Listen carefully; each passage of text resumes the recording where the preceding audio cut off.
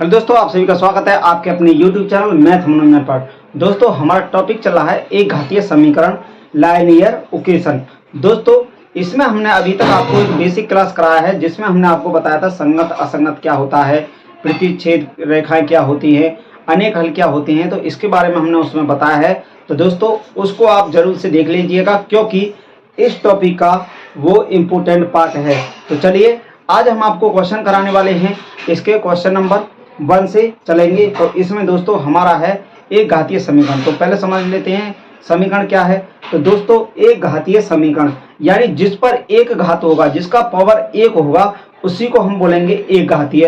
एक घातीय समीकरण, समीकरण का मतलब क्या होता है कि जब दो व्यंजकों के बीच तुलना की जाती है या बराबर का चिन्ह लगाया जाता है तो उसी को हम समीकरण कहते हैं। कैसे होता है, जैसे मान लीजिए, जैसे हमें दिया होगा, जैसे हो सकता है यहाँ पे 2x प्लस 3y बराबर हो सकता है 15 या कुछ भी हो सकता है। यहाँ हमें x y के मान रखेंगे तो इसके बराबर ही हो जाएगा 15 के। अब चलिए, ये तो हमारा हो गया समीकरण की बात। अब क्या होगा कि इसमें दोस्तों हमारा देखिए क्वेश्चन नंबर 1 देखिए। क्वेश्चन नंबर 1 में क्या बोला गया है। क्वेश्चन नंबर 1 में बोला है कि यदि समीकरण 2x प्लस 3y बराबर 15 में x बराबर 3 हो तो y का मान होगा। y का मान क्या होगा, चलिए देखिए इसका क्वेश्चन नंबर 1 में समीकरण दिया है हमें 2x प्लस 3y बराबर 15। वही समीकरण दिया है जो हमने अभी लिखा था। तो अब इसमें बोला है कि x बराबर है ना 3, x का मान 3 हो तो y का मान क्या होगा। अगर इसमें x का मान 3 है तो y का मान क्या है, ये बोला है दोस्तों।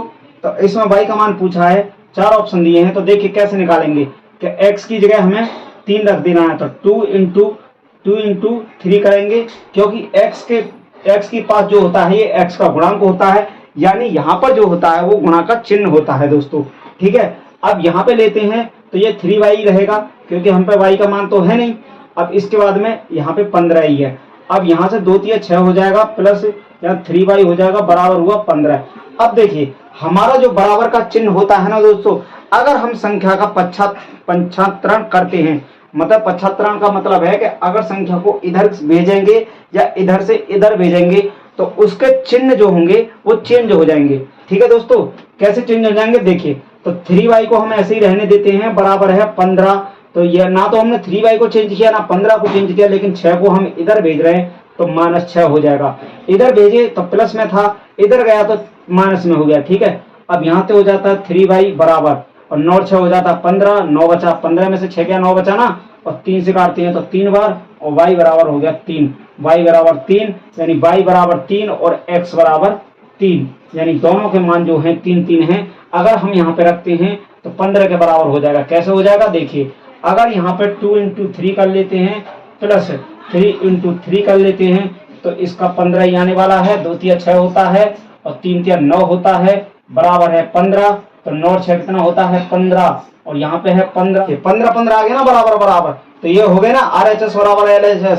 तो ऐसे ही इसका यही समीकरण होता है और समीकरण में हमें XY के मान रखने होते हैं। चलिए देखते हैं इसका क्वेश्चन नंबर 2। क्वेश्चन नंबर 2 में क्या बोला है कि यदि समीकरण 3x प्लस 4y बराबर 22 में y बराबर 4 हो तो x का मान होगा। x का मान क्या होगा, क्वेश्चन नंबर 2 देखिए। क्वेश्चन नंबर 2 है, इसमें दिया है कि 3x प्लस 4y बराबर दिया है 22 में और y बराबर 4, y बराबर दिया है 4। पहले x बराबर दिया था और y का मान दे दिया हमें, तो x का मान पूछा है इसमें। देखिए 3x को ऐसे ही रहने देंगे प्लस 4 इंटू y की जगह कितना दिया है 4, तो 4 लिखेंगे और ये है 22। तो 3x ऐसे ही रहेगा प्लस 4 चौक 16 हो गया, बराबर हुआ 22। अब क्या करेंगे कि 3x को ऐसे ही रहने देंगे, बराबर 22 को भी ऐसे ही रहने देंगे और 16 को इधर भेज देंगे। ये हो जाएगा माइनस में क्योंकि इधर गया है, बराबर के उधर जाएगा, चिन्ह चेंज हो गया। ठीक है, 3x बराबर और 22 में से 16 को घटाते हैं तो 12, 6 बचा और यहाँ पे 6 ही रहेगा। तो 3 दूनी 6 हुआ, यानी x बराबर आ गया 2। x बराबर आ गया 2 यानी x का मान हुआ 2 और y का मान उसने दे रखा था 4। चलिए दोस्तों देखते हैं अगला क्वेश्चन। देखिए दोस्तों, क्वेश्चन नंबर 3 नंबर में बोला है कि यदि एक पेंसिल का मूल्य x रुपये व एक पेन का मूल्य y रुपये हो तो 3 पेंसिल व 5 पेन का मूल्य क्या होगा, कुल मूल्य क्या होगा, यानी टोटल मूल्य क्या होगा। दोस्तों आप देखिए इसका 3 नंबर है ना। आपने देखा होगा कि माना कि हम किसी दुकान पर जाते हैं और दुकान पर बोलते हैं कि 1 रुपये एक पेन कितने का है, वो बोलेगा कि एक पेन की कीमत है 4 रुपये। ठीक है, 4 रुपये हम आपको समझा दे रहे हैं। तो आप बोलोगे 5 पेन दे दीजिए, तो 5 पेन जब उससे लोगे तो 5 पेन कितने का हो जाएगा, 5 गुणा 4, 5 गुणा 4 5 चौक 20 रुपये के, 20 रुपये के हो गए ना। जब एक पेन 4 रुपये का है, ठीक है, एक पेन 4 का है तो 5 पेन कितने हो गए, 5 गुणा 4 करेंगे, 5 चौक 20 रुपये के। तो इसमें दोस्तों इसी टाइप से इसमें समझाया गया है।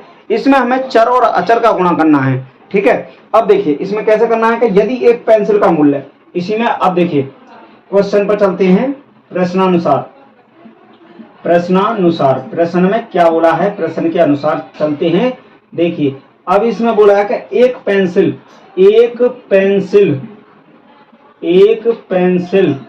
पेंसिल का मूल्य बराबर दिया है x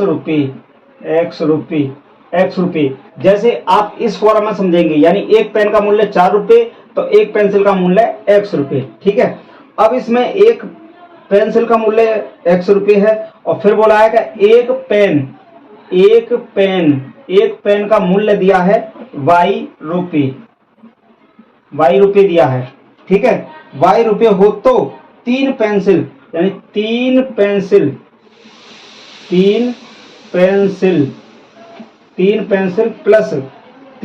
प्लस 5 पेन का मूल्य पूछा है, का मूल्य बराबर क्या है। ठीक है, ये पूछा है दोस्तों, इसका मूल्य क्या हो जाएगा, तो क्या हो जाएगा, तो इसमें देखिए जब एक पेंसिल का मूल्य x रुपये है तो 3 का कितना हो जाएगा, 3 गुणा x हो जाएगा। ठीक है, 3 गुणा x हो जाएगा ना, x रुपये है तो 3 गुणा x हो गया, यानी इतने रुपए होगा टोटल।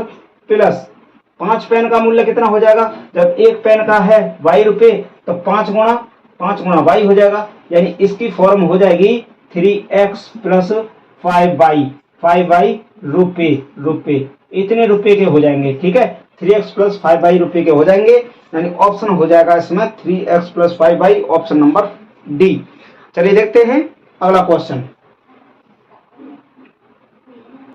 देखो दोस्तों क्वेश्चन नंबर 4, समीकरण दिया है x प्लस 3y बराबर 5 का एक हल है, यानी एक हल क्या हो जाएगा, इसमें क्वेश्चन नंबर 4 है और 4 में हमारा समीकरण दिया है x प्लस 3y और बराबर दिया है 5, यानी बराबर 5 होना चाहिए। और इसमें ऑप्शन दिए हैं हमें, ऑप्शन नंबर 1 क्या दिया है, 3 और 1 दिया है, और बी में दिया है 2 और 1 दिया है, और सी में दिए हैं, सी में क्या है 2 और 2।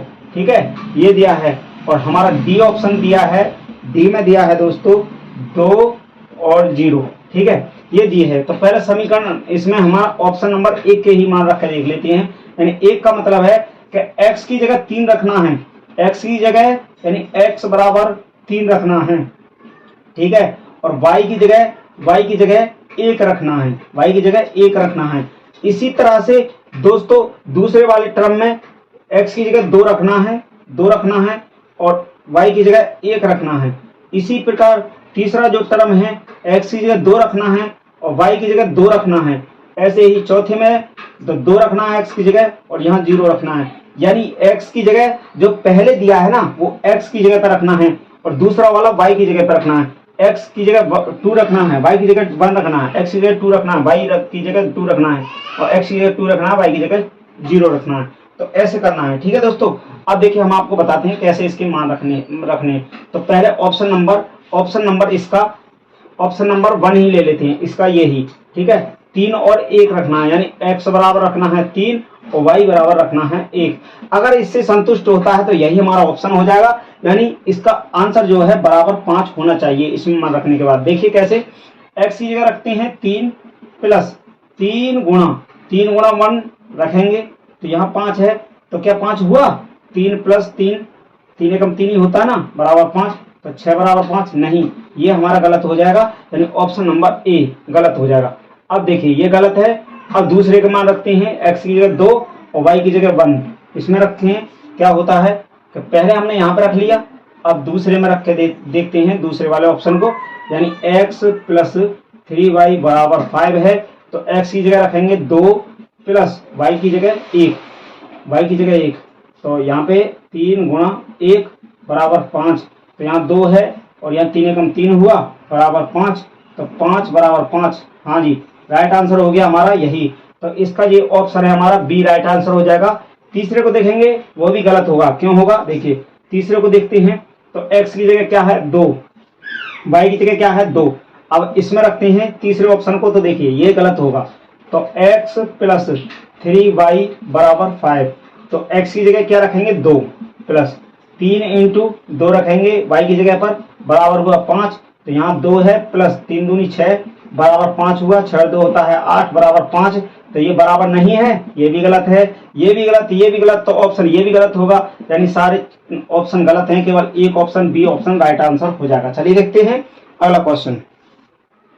देखिए दोस्तों, ये भी क्वेश्चन नंबर 3 की तरह ही है। यदि एक पेंसिल व एक रबड़ का मूल्य क्रमशः x रुपये व y रुपये है तथा 6 पेंसिल व 8 रबड़ का मूल्य कुल मूल्य 60 रुपये है, तो इसे व्यक्त करने वाला समीकरण है। यानी इसको व्यक्त करने वाला समीकरण क्या हो जाएगा, क्वेश्चन नंबर 6 में क्या हो जाएगा, देखिए एक पेंसिल का मूल्य है x रुपये, यानी एक पेंसिल का मूल्य दिया है ना, वो x रुपये दिया है, और फिर एक रबड़ का मूल्य दिया है y रुपये दिया है। ठीक है, अब इसमें बोला है x रुपये y रुपये है, तो 6 पेंसिल का तो 6 गुना कितना हो जाएगा x हो जाएगा, 6 गुना x प्लस टोटल इसमें मूल्य दे ही रखा है हमें, तो टोटल इसको भी करना पड़ेगा। तो देखिए y अब इसमें दिया है रबड़ का y मूल्य है तो 8 का, तो 8 गुना y कर लेंगे और बराबर टोटल का मूल्य दिया है हमें 60 रुपये, तो इसका समीकरण क्या हो जाएगा 6x और 8y बराबर 60, यानी समीकरण यही हो जाएगा हमारा, यही समीकरण हो जाएगा। ऑप्शन में दिया है 6x प्लस 8y बराबर 60, यानी option number D right answer हो जाएगा।